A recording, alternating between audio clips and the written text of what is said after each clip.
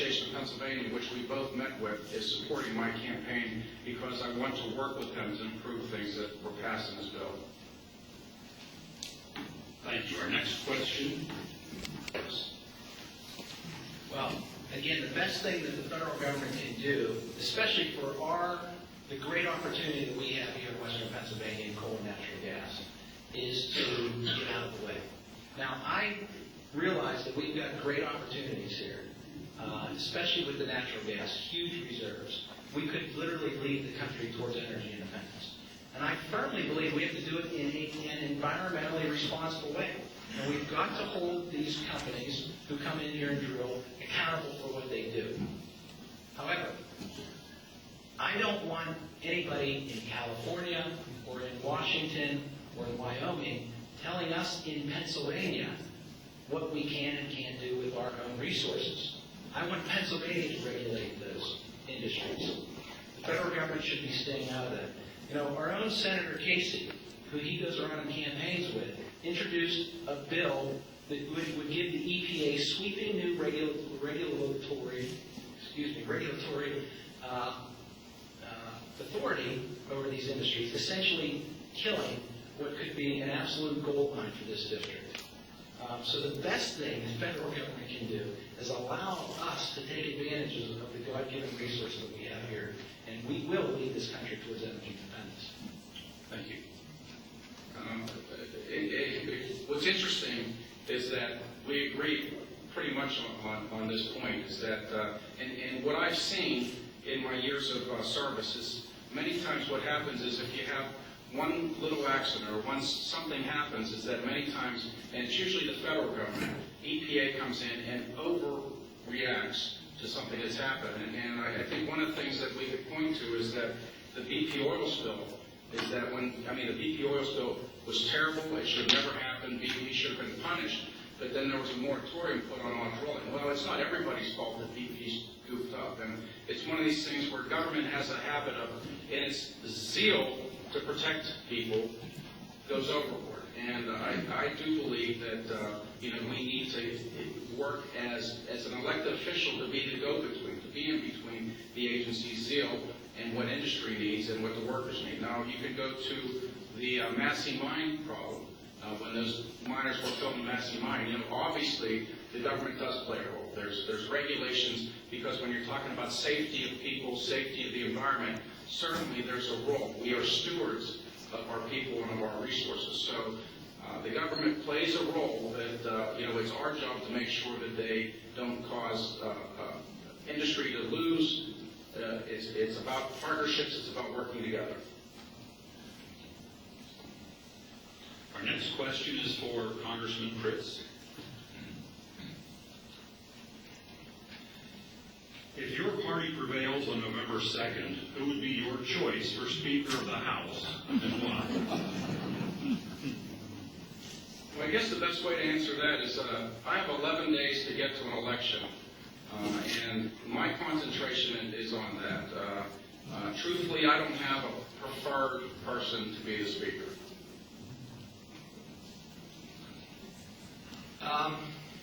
I think that I would have to choose a speaker that reflects the values of the people that I meet here each and every day. And for the most part, folks that I meet here, whether they're Democrat, Independent, Republican, are conservatives. They're pro-life, they're pro-gun, they're for lower taxes, and they believe in personal responsibility. And I think that should I get elected, the most likely person that I would vote for, and I would gladly vote for, would be John Boehner.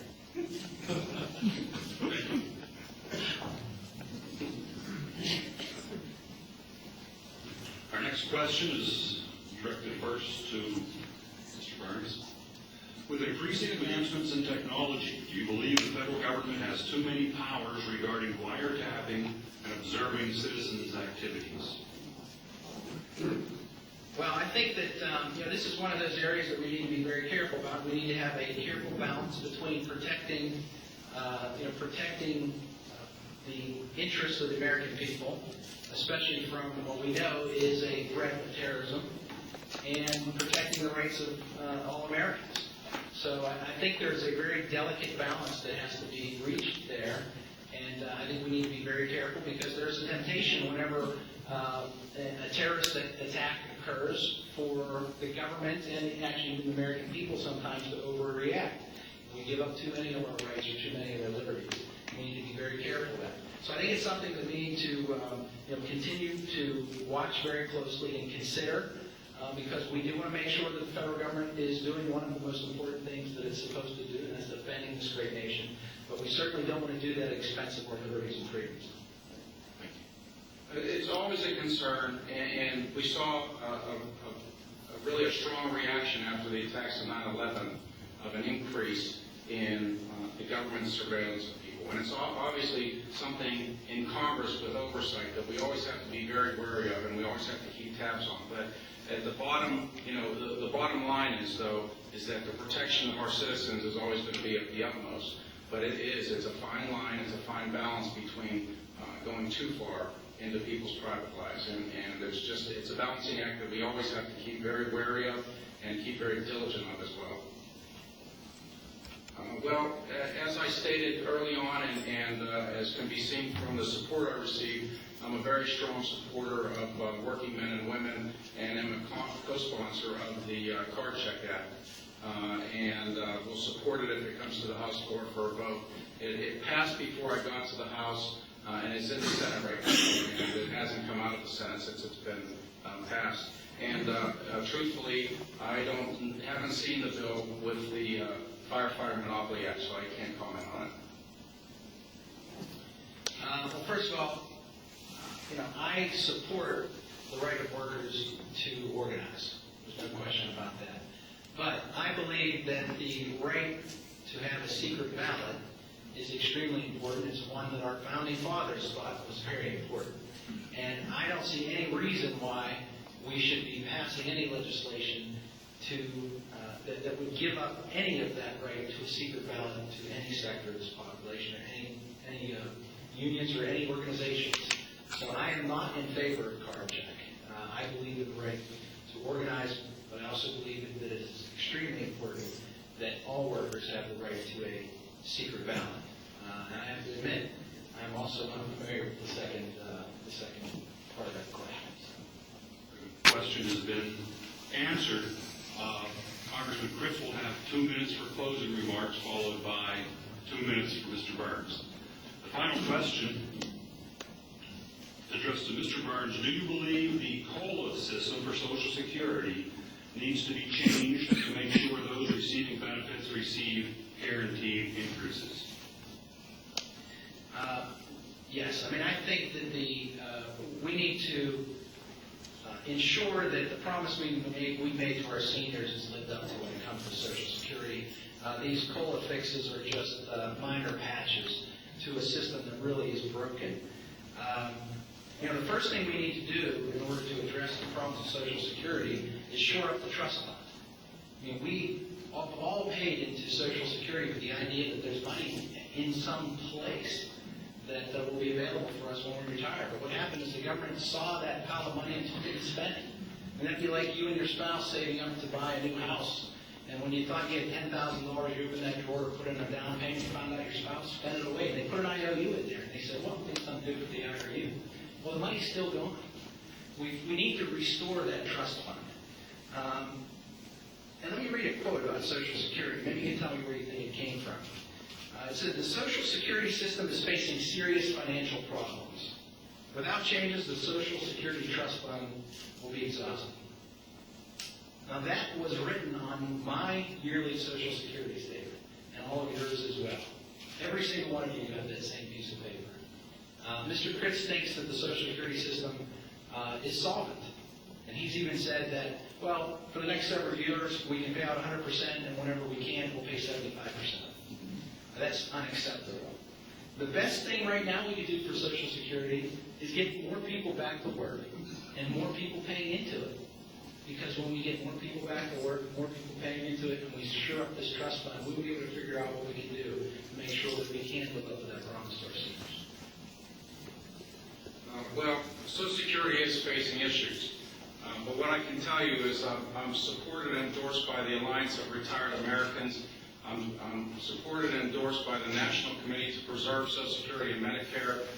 I've been named a champion of the campaign to strengthen Social Security because I do stand up for Social Security, and I do stand up for our seniors. And there are some issues that we need to face. But what I can tell you is that I will not buy into some scheme that wants to put Social Security on Wall Street. Any kind of privatization stuff is off the table with me. And also, as my opponent has said, he will support John Boehner, who does support privatizing Social Security, and he also wants to raise the retirement age. Now, my mom was a waitress, and if she has to work to 70 years old, I don't think she'd ever make it. I mean, it's all well and good if you're sitting on your hind end in an office to work to 70. But when you're working with your hands or your arms, you know, it's a promise, it's a compact between the government and its people, and we need to do everything we can to protect it. Social Security is a problem. Mr. Burns, 30 seconds. Let me just make clear that I am not in favor and have never once said that I'm for privatizing Social Security. There is a part of this campaign that comes from my opponent where he's kind of set a new standard. He thinks just because somebody supports you, you automatically inherit all of their positions. Well, I don't care if John Boehner is for privatizing Social Security or raising the retirement age. I'm not. But if you want to talk about who you're associated with and who you're supporting and how that affects your campaign, if that's the standard he wants to set, well, that means that he's against coal plants because he campaigns with Joe Biden. Thank you. Mr. Burns, Congressman Critz, that ends the question and answer session of tonight's forum. Now for the closing remarks, 2 minutes, starting with Congressman Critz. Well, again, thank you for having us here.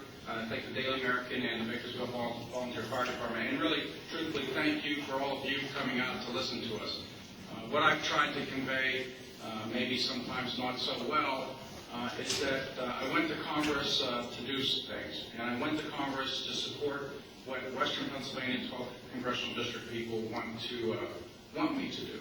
I went to Congress, and what I can tell you is that Mr. Murtha had a lot of balls in the air. Mr. Murtha was a senior member of Congress and was able to do a lot of things. Right now, I feel very strongly that we still have a lot of those balls in the air, and we're going to continue working forward. My opponent took a shot at the defense industry. Well, what I can tell you is the defense industry is very stable, and I feel a little bit insulted that we have thousands of people working in this industry, and they do wonderful work, and the reason that they have that work is because they earn it. They win these contracts. They're the best workers in the world, and I'm so glad that they're in Johnstown, and it's my job as a congressman to support that industry, and as a member of the House Armed Services Committee, with some jurisdiction, I can help identify projects and projects for their future that they can go after. So, as a congressman, what I see this job as a cheerleader and as an economic development person working for the people of this region. I don't want to talk about Washington, D.C. I want to talk about Washington, PA. It's about me. It's about you. I can tell you that I said at the beginning that, I haven't taken a day off since I started running February 22nd because it's so important. I've done 6 telephone town halls. I did 6 public town halls to listen to what you folks have to say. And this is about leading. That's why I sponsored legislation to cut our budgets, because it is up to us to lead this country. And I'm willing to do that. I've been stepping up. I've been stepping against the White House. I don't work for the White House. I don't work for Nancy Pelosi. I work for you, and I want to continue doing it, and I hope you'll support me.